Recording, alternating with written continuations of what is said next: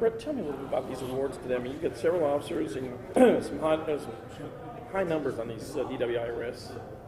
Yeah, absolutely. It's part of our way of recognizing the good work that law enforcement does in general, but more so, in particularly, there's been 4 agencies that have stood out amongst the other ones within the county, and today we had the opportunity, really my fortune, to be able to recognize their efforts in DWI detection and suppression and their assistance in prosecution in the county for not only DWIs, but intoxicated manslaughters, intoxicated assaults, those types of deals.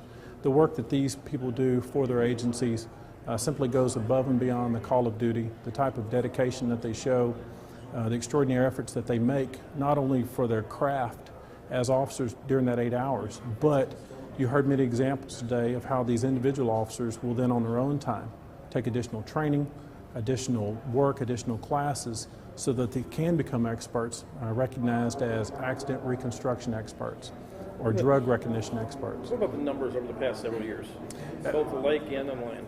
Well, they've been incredible in the sense that over the last 3 years we've had no boating fatalities.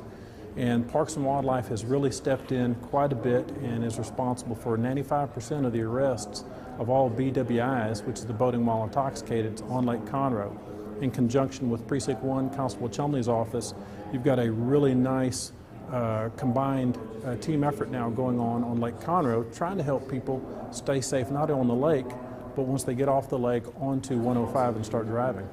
What about the on land? I mean, you've got several prints and Shenandoah. I mean, we're up in the hundreds now. Well, the numbers kind of speak to both the problem and some of the solution.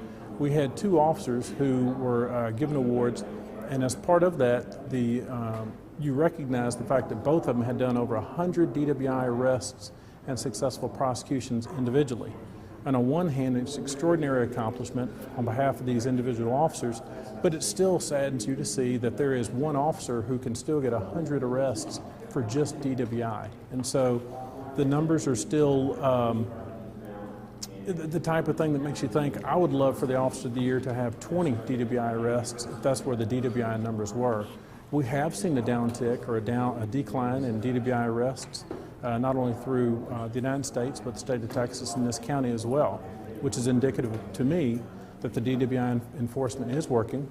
Even with the resources we have in there, there's less DWI arrests every year, so you are seeing the DWI infractions going down.